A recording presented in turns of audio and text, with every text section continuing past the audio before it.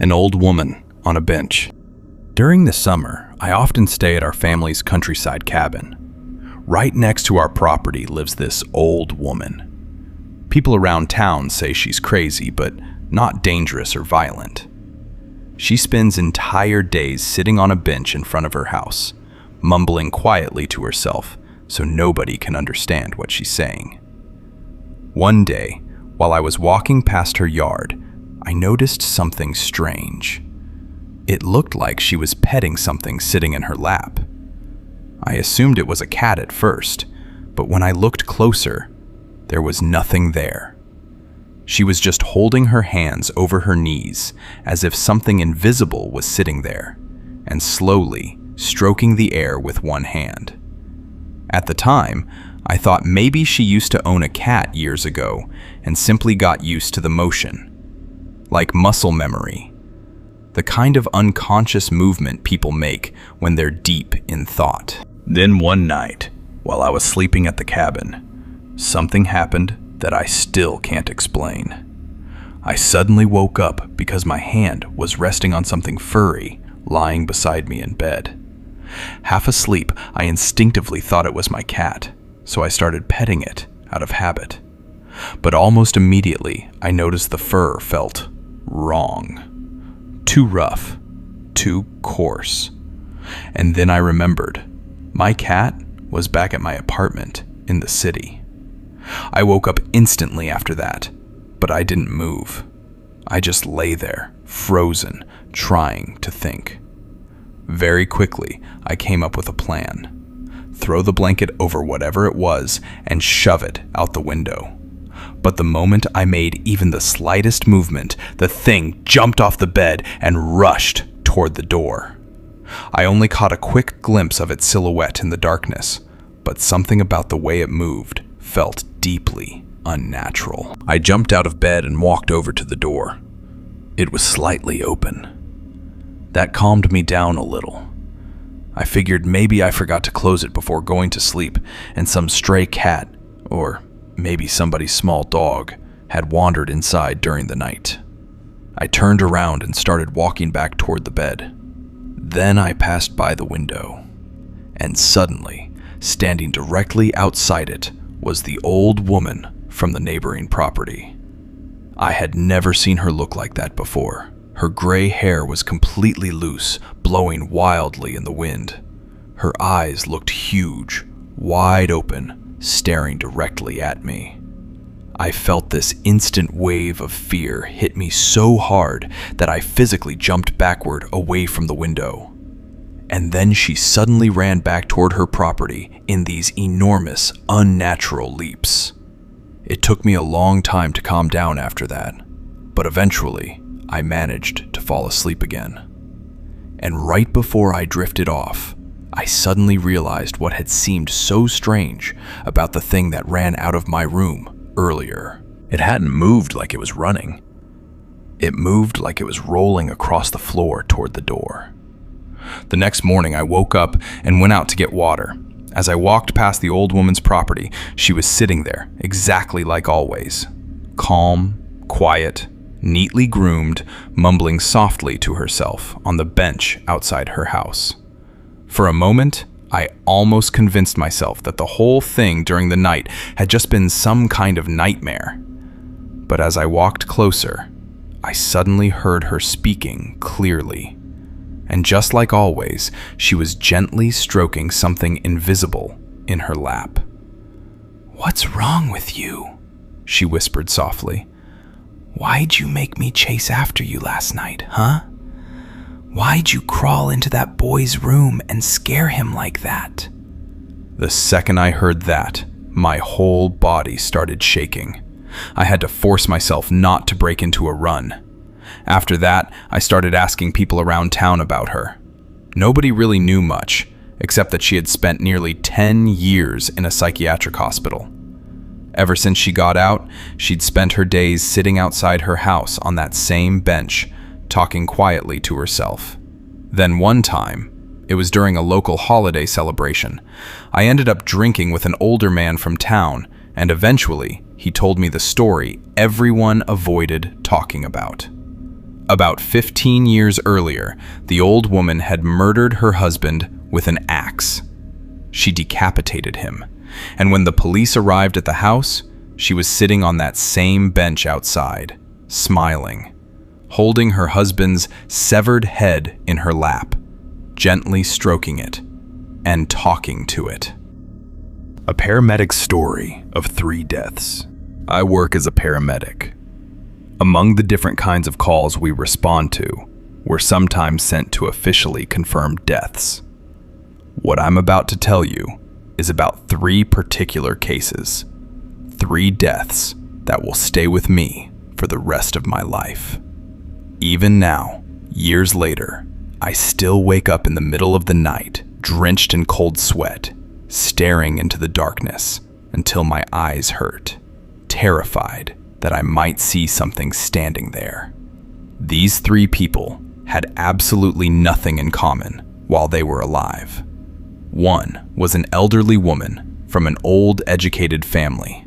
Second was a middle-aged alcoholic who most likely hadn't held a steady job in years. And the third was a college student studying engineering. The only thing that connected them was the way they died. The first case was the elderly woman. She lived alone with her husband. The day before her death, her husband had driven out to their countryside property to take care of some things there. He decided to spend the night and return home the next morning. When he came back, he found his wife dead in the bathroom. She was lying on her back, facing toward the shower wall.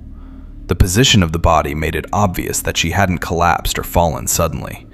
She had already been lying there when death came. The official cause appeared to be acute heart failure, but the thing that struck me the moment I stepped into that bathroom wasn't the body itself. It was her face. Normally, the dead don't really have expressions, but this woman's face was twisted into something I still struggle to describe, even now. Her eyes were wide open, frozen in absolute terror. Not ordinary fear, something deeper, more primal, pure horror. It was the most disturbing expression I had ever seen in my life up to that point. You couldn't fake something like that. No actor could reproduce it, no matter how talented they were. It wasn't theatrical fear. It looked real. Completely real. Being in that bathroom felt deeply wrong. I finished the paperwork as quickly as possible and left. At the time, though, I failed to notice one important detail. When the husband returned home that morning, the bathroom door wasn't just unlocked. It was standing wide open.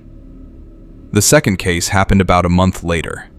A man around 40 years old, chronic alcoholic, unemployed, lived alone. People like that are usually only discovered after neighbors start smelling the body from the hallway.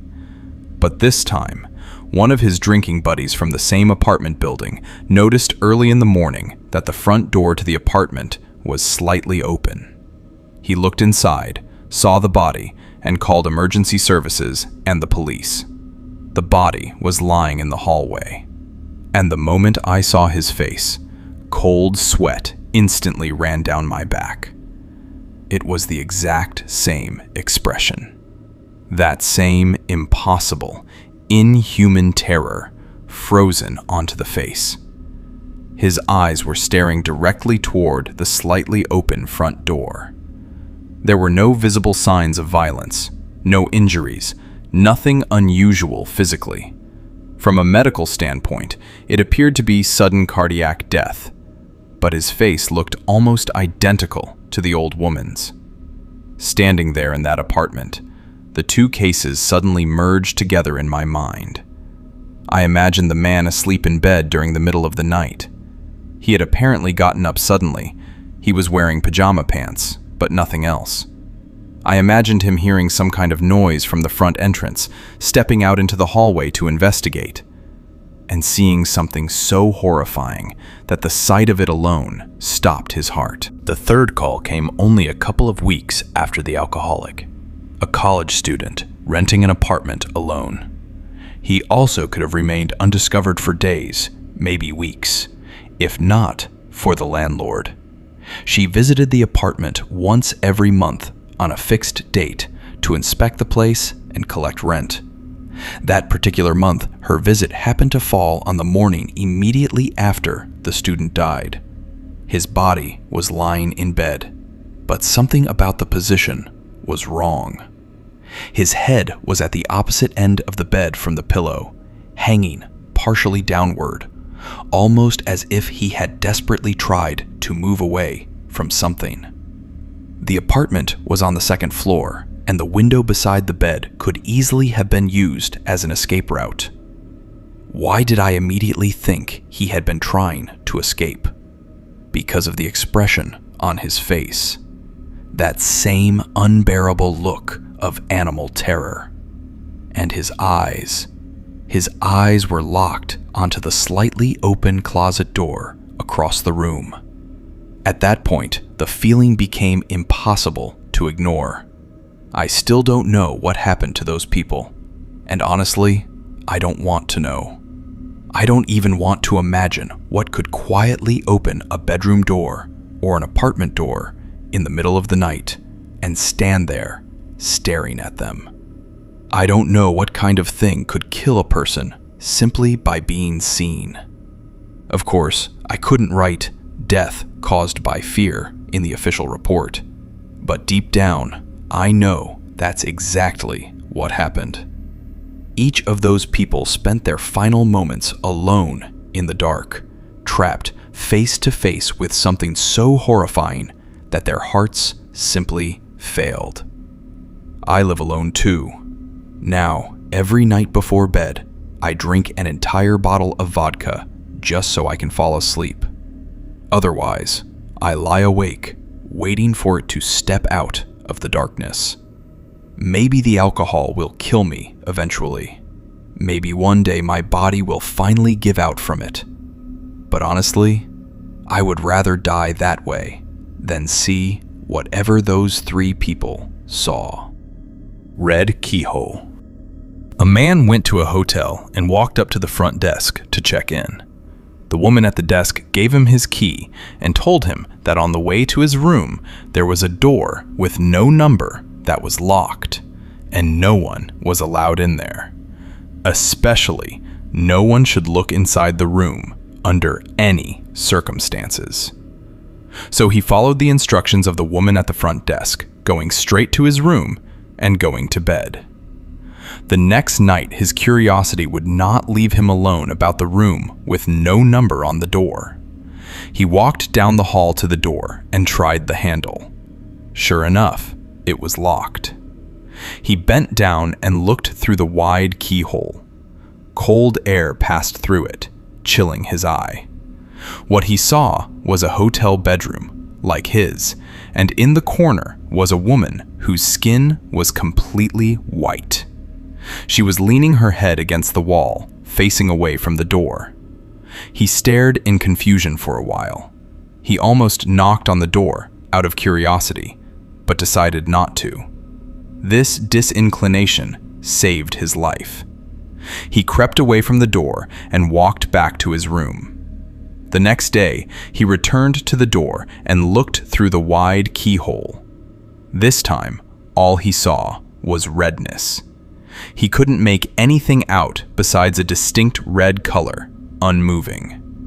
Perhaps the inhabitants of the room knew he was spying the night before and had blocked the keyhole with something red. At this point, he decided to consult the woman at the front desk for more information. She sighed and said, "Did you look through the keyhole?"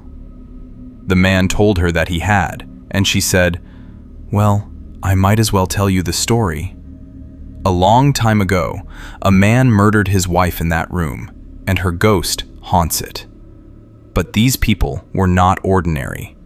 They were white all over, except for their eyes, which were red. That means the ghost was looking you straight in the eye." Hey everyone, thanks for watching. I'm new to YouTube and want to make more videos like this, but I need your support. Please subscribe to the channel, give it a like, and leave a comment. It would really help me out. See you later this week.